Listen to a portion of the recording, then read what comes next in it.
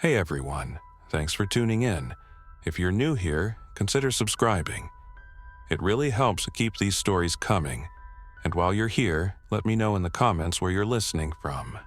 Now, sit back, relax, and let's get into the story. My name is Officer Evan Carter, and I worked at Blackridge Correctional Facility for nearly 6 years. It was a high-security prison, the kind where the worst of the worst were locked away. Armed robbery, murder, organized crime, every inmate in Blackridge had done something to earn their place behind those thick concrete walls. I always thought the prison was the safest place to be in a crisis. Thick steel doors, cameras on every hallway, and a control room that could lock the entire facility down at the push of a button.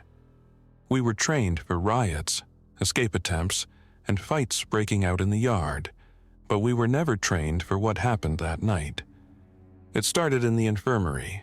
At 7:32 p.m., an inmate, Brandon Lutz, cell block D, was found unresponsive in his cell. He had collapsed during count, and when Officer Galloway checked his pulse, he found nothing. Lutz had been in for 2 years, serving a 10-year sentence for armed robbery. He was young, in his 30s, no history of medical issues, but his skin was cold, and his lips had turned a strange shade of gray. Protocol dictated that medical staff had to declare him before anything else. They wheeled him down to the infirmary while we finished count. At 8:15 p.m., the infirmary called in a code blue. Lutz had suddenly started convulsing. His heart had stopped for over 30 minutes, but his body moved. One of the nurses, Ramirez, was the one who saw it first. She thought it was some kind of post-mortem reflex, but then Lutz opened his eyes. I wasn't there at the time. I was still patrolling cell block B, but Officer Galloway, who had gone down to check on the situation, told me later that it was the single most horrifying thing he had ever seen. Lutz sat up like a puppet being yanked by invisible strings. His skin had turned pale, his veins dark and visible under the surface. And his eyes, they weren't normal, they were empty, clouded over, like something had drained the life out of them. The medical team panicked. They tried to restrain him, assuming he was in some kind of seizure or delirium. But Lutz lashed out violently. He grabbed one of the nurses, digging his fingers into her arm hard enough to break the skin. Security had to intervene, pinning him down while the on-site doctor prepared a sedative. Then he bit down. Hard. The nurse's scream rang through the prison intercom. 9:02 p.m. By the time I was called down to the infirmary, it was already a mess. The hallways smelled like antiseptic and sweat. A group of officers had restrained Lutz, but the nurse he attacked was in bad shape. Her arm was mangled, torn in a way that didn't look natural. I saw her eyes darting wildly, her breath ragged as they rushed her out on a stretcher. Lutz, on the other hand, should not have been moving.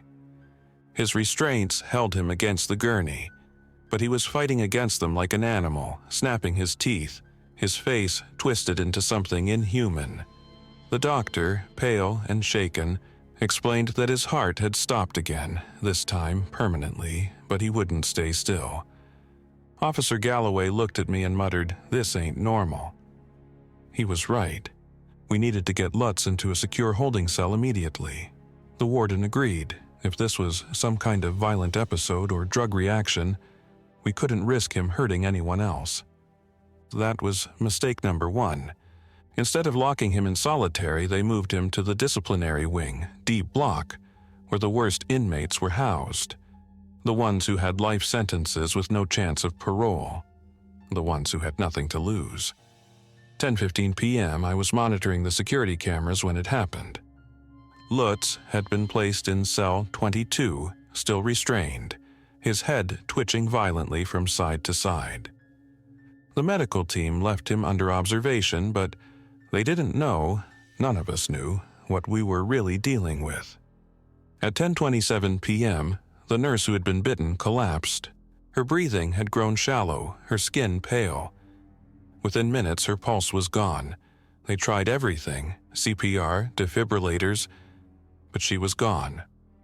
Until she wasn't. She sat up suddenly, eyes vacant, just like Lutz. Then she lunged at the nearest medic. The outbreak had begun. Panic spread like wildfire. Officers shouted over the radio, calling for immediate assistance. The infirmary was locked down, but it was too late. Another officer standing too close got tackled. He screamed as the nurse, no, the thing that used to be her, bit into his shoulder. That's when I heard the emergency alarm. Something was happening in D block. I switched the cameras, my stomach twisting. Lutz had broken out. He had snapped the restraints clean off. The officer watching his cell was slumped against the bars, blood running down his neck. But the worst part? Other inmates were watching. They saw everything. And they weren't scared, they were excited. 10:45 p.m. prison riots are bad. I've seen 2 in my time. But a riot in the middle of an outbreak? That's a nightmare. D block erupted. The chaos in the infirmary had stretched our forces thin, and the prisoners knew it. They started shouting, banging on their doors. Some of them were laughing, egging Lutz on as he staggered down the hall, his body twitching unnaturally. Then he attacked another inmate. The cameras showed everything. Lutz grabbed a man, Tyrone Mason, a career criminal, and tore into his throat with his teeth. The laughter stopped. Mason collapsed, gasping for air, while the other inmates screamed. They pounded on their cell doors, begging to be let out. But the officers in the control room hesitated. The doors were reinforced. If we kept them locked down, maybe we could contain this. But one of the officers panicked. Instead of keeping the doors sealed, he hit the emergency override. Every single cell door in D block slid open. The inmates poured into the hallway, some trying to run, others turning on the guards. The infected were lost in the chaos, their snarls blending with the riot screams. I grabbed my baton and ran.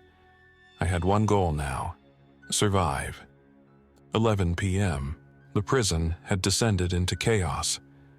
The emergency sirens wailed through the halls, mixing with screams, gunfire, and the sickening sounds of flesh being torn apart.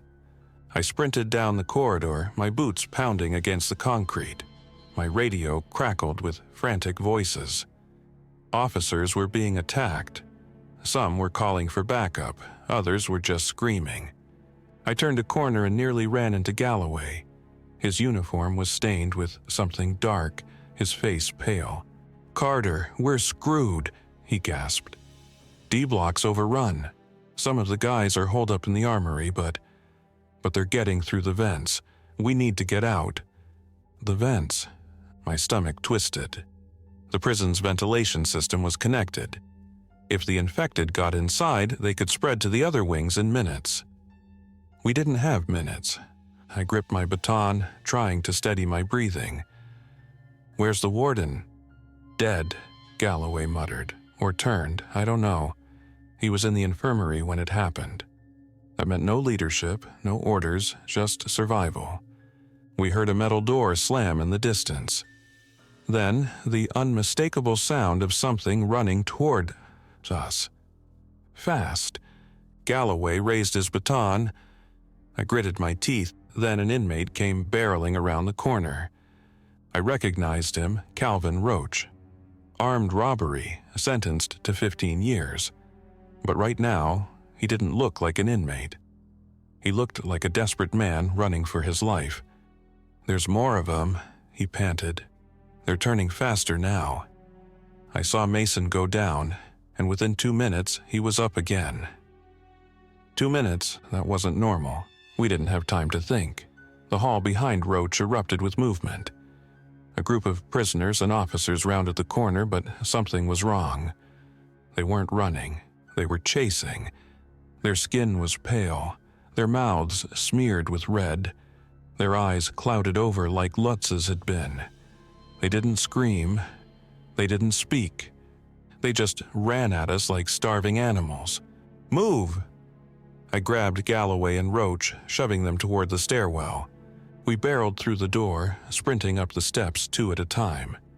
Roach yanked the heavy metal door behind us, but something slammed into it just as it shut.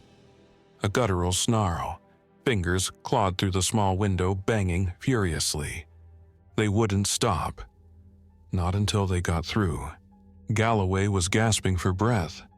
Where do we go?" I looked around. The prison layout burned in my brain after 6 years.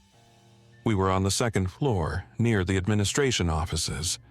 If we could make it to the control room, we could override the lockdown and seal off sections of the prison. Or at least try. I pointed down the hallway. "Control room now." Roach hesitated. "What about the other guys?" "There are no other guys," Galloway said darkly. "Not anymore." We didn't wait for a response. 11:35 p.m.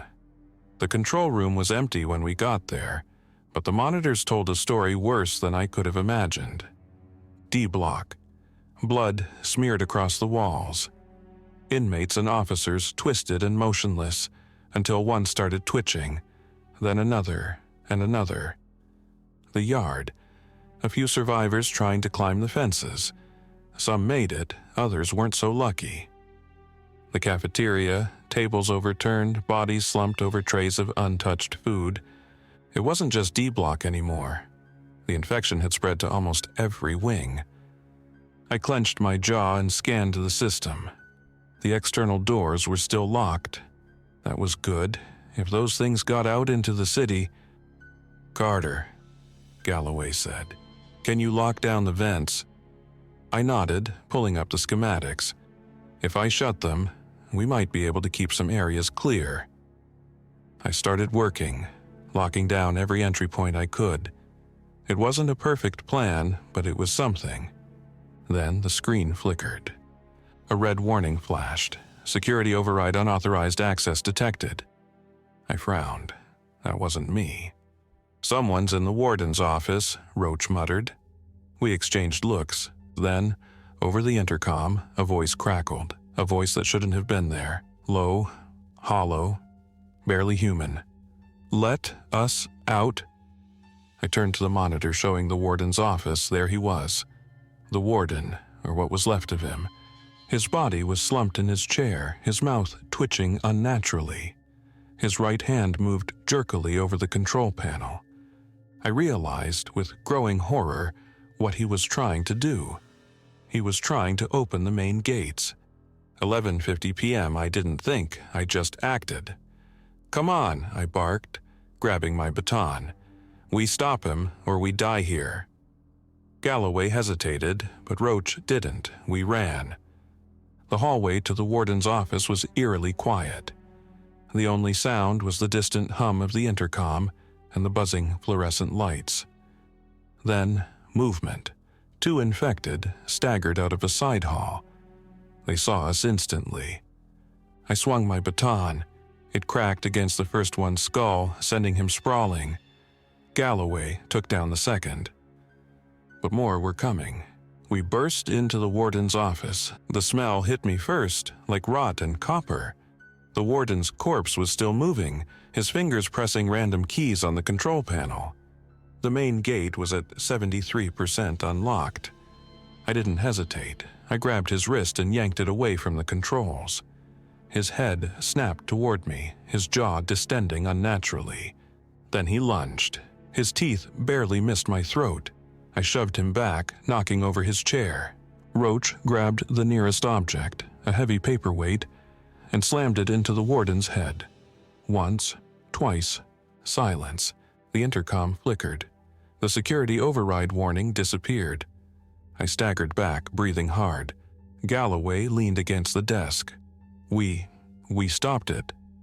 For now, but Blackridge was lost. 12 a.m., we had 2 choices. Stay and die, or run and try to survive. We chose the latter. The armory was already raided. We grabbed what we could, nightsticks, a few rounds of ammunition, and made for the maintenance tunnels. The last thing I saw before we slipped into the darkness was the prison yard. the ones who had made it over the fence. They were running toward the town, and I knew, in my gut, that this wasn't the end. It was just the beginning. Thanks for listening. If you enjoyed this story, don't forget to like and subscribe. Your support keeps these creepypastas coming. Until next time, stay alert, stay safe, and never ignore the feeling that something is watching.